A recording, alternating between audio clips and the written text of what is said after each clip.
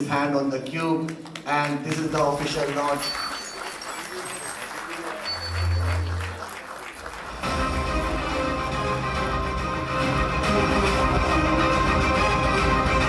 ഇത് ഞങ്ങളുടെ ഇൻഫർമേഷൻ ടെക്നോളജിയിലെ മൂന്നാമത്തെ പ്രൊജക്റ്റാണ് ട്വിൻ ടവർ. ഈ ട്വിൻ ടവർ ഇത്രയും വലുത് ഇവിടെ പണിതാൽ അതിനുള്ള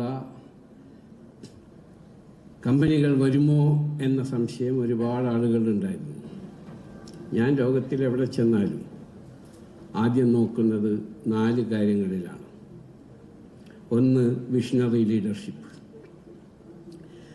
ഞാൻ പോകുന്ന രാജ്യത്തോ അല്ലെങ്കിൽ ആ സംസ്ഥാനത്തോ വിഷണറി ലീഡർഷിപ്പ് ഉണ്ടോ?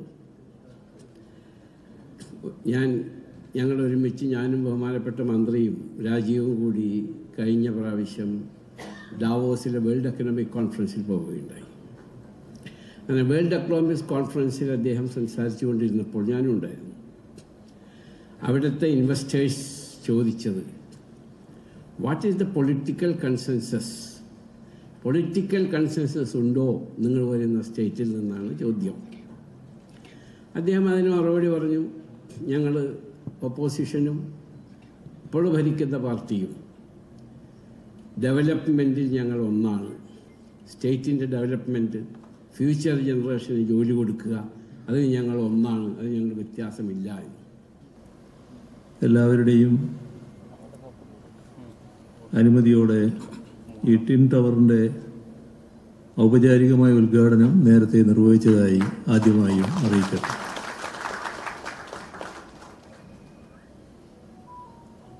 ഇവിടെ പറഞ്ഞു 1500 കോടിയിലേറെ രൂപ മുതൽ മുടക്കിയാണ് ഈ IT സമുച്ചയം യാഥാർത്ഥ്യമാക്കിയിട്ടുള്ളത്. 30,000-ലേറെ പ്രൊഫഷണലുകൾക്ക് തൊഴിൽ യാഥാർത്ഥ്യമാക്കാനും കഴിയും.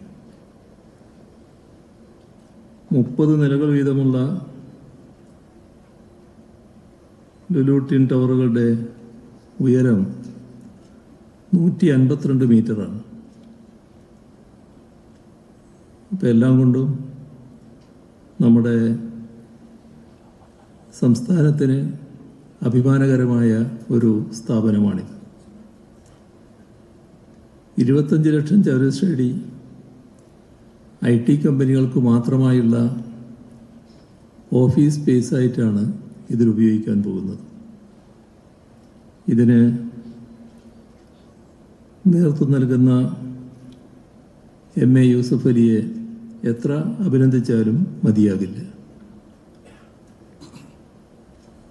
ലോകത്തിൽ തന്നെ എല്ലാവർക്കും പരിചിതമായ ബ്രാൻഡ് നെയിമാണ് ലുലു എന്നത്. ആ സ്ഥാപനത്തിന് നേതൃത്വം കൊടുക്കുന്ന ശ്രീ യൂസഫ് അലി നമ്മുടെ നാടിനാകെ പ്രിയപ്പെട്ട വ്യക്തിയാണ്. കേരളീയർക്കാകെ അഭിമാനകരമായി ലോകത്താകെ വളർന്ന് നിൽക്കുന്നു അദ്ദേഹത്തിൻ്റെ സംരംഭങ്ങൾ. പുതിയ വ്യവസായങ്ങളെയും സംരംഭകരെയും സ്വീകരിക്കുന്ന നമ്മുടെ സംസ്ഥാനത്തിനും സർക്കാരിനും ഇവിടെ ഇങ്ങനെയൊന്നുണ്ടായതിൽ അതിയായ സന്തോഷമാണുള്ളത്. ഈ ട്വിൻ ടവറിൻ്റെ സവിശേഷതകളിലൂടെ വിസ്തീരിച്ചു കഴിഞ്ഞു. അതിൻ്റെ മാർക്കറ്റിങ്ങിൻ്റെ ഉത്തരവാദിത്വവും അദ്ദേഹം തന്നെയാണ് ഏറ്റെടുക്കുന്നു എന്ന് പറഞ്ഞതിൽ ഏറെ സന്തോഷമുണ്ട്. അപ്പോൾ വളരെ വേഗം തന്നെ ഈ 2 ടവറുകളും നിറയാനാണ് സാധ്യത.